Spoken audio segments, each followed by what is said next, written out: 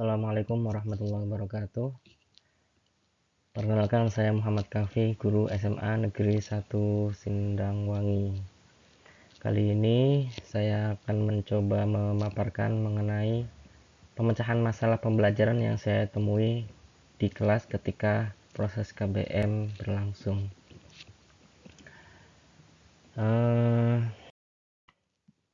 Yang pertama mengenai deskripsi masalah. Masalah yang saya angkat, yang saya temui dari KBM yang saya lakukan di kelas, yaitu mengenai keaktifan belajar siswa. Sebagaimana diketahui, ketika proses KBM, ternyata masih ada beberapa siswa yang perlu dimotivasi agar lebih aktif dalam belajar. Memang sih beberapa siswa sudah kelihatan aktif ya, kelihatan aktif dalam belajar, tapi sebagian siswa yang lain masih perlu ada motivasi khusus agar siswa tersebut dapat lebih aktif, lebih semangat dalam mengikuti proses pembelajaran, khususnya dalam pelajaran saya yaitu mata pelajaran sosiologi. Sehingga beberapa siswa yang kurang aktif tersebut dalam proses KBM saya melihatnya sesuatu yang perlu diberi solusi, perlu diupayakan pemecahan masalahnya agar semua siswa dalam kelas semuanya bisa aktif dalam belajar. Penyebab masalah kenapa sebagian siswa tersebut kurang aktif dalam proses pembelajaran. Saya melihatnya bahwa penyebab tersebut ada dua macam. Yang pertama dari faktor internal dan yang kedua ada faktor eksternal. Faktor internal jelas merupakan faktor yang bersumber dari siswa itu sendiri, dan faktor eksternal adalah faktor yang bersumber dari luar siswa. Faktor yang menyebabkan siswa menjadi malas, tapi karena faktor yang faktor di luar siswa itu sendiri. Kita lihat yang pertama, faktor internal.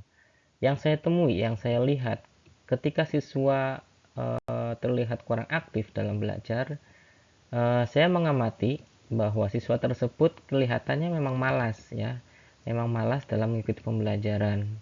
Terbukti ketika pembelajaran mereka kadang menaruh kepalanya di meja, asik main handphone sendiri, kemudian ada yang ngantuk, kemudian ada yang kelihatan capek dan lain sebagainya. Ini merupakan faktor dari dalam siswa atau faktor internal. Tentu ada upaya yang perlu dilakukan untuk mengantisipasi agar siswa yang malas dan ngantuk dan merasa capek sehingga mereka terlihat kurang aktif dalam belajar tersebut bisa diantisipasi, bisa diberikan solusinya agar tidak malas lagi, agar tidak ngantuk ketika belajar dan tidak merasa capek ketika mengikuti pembelajaran. Tentu ada hal-hal yang perlu dilakukan. Kemudian yang kedua ada faktor eksternal. Nah, yang saya soroti dari faktor eksternal ini yaitu metode belajar yang diterapkan oleh guru, terutama saya ya. Meskipun dalam beberapa pertemuan saya telah menggunakan beberapa metode belajar yang inovatif, tapi beberapa pertemuan yang lain mungkin saya perlu menerapkan metode belajar yang lebih variatif lagi ya. Ketika saya menerapkan metode belajar yang inovatif, yang variatif, yang kemudian melibatkan siswa secara aktif, itu akan bisa meningkatkan keaktifan belajar siswa. Jadi metode belajar perlu diupayakan agar siswa dapat lebih aktif dalam belajar. Tentu metode belajar ini adalah metode belajar yang menarik ya, yang dapat menggugah motivasi siswa.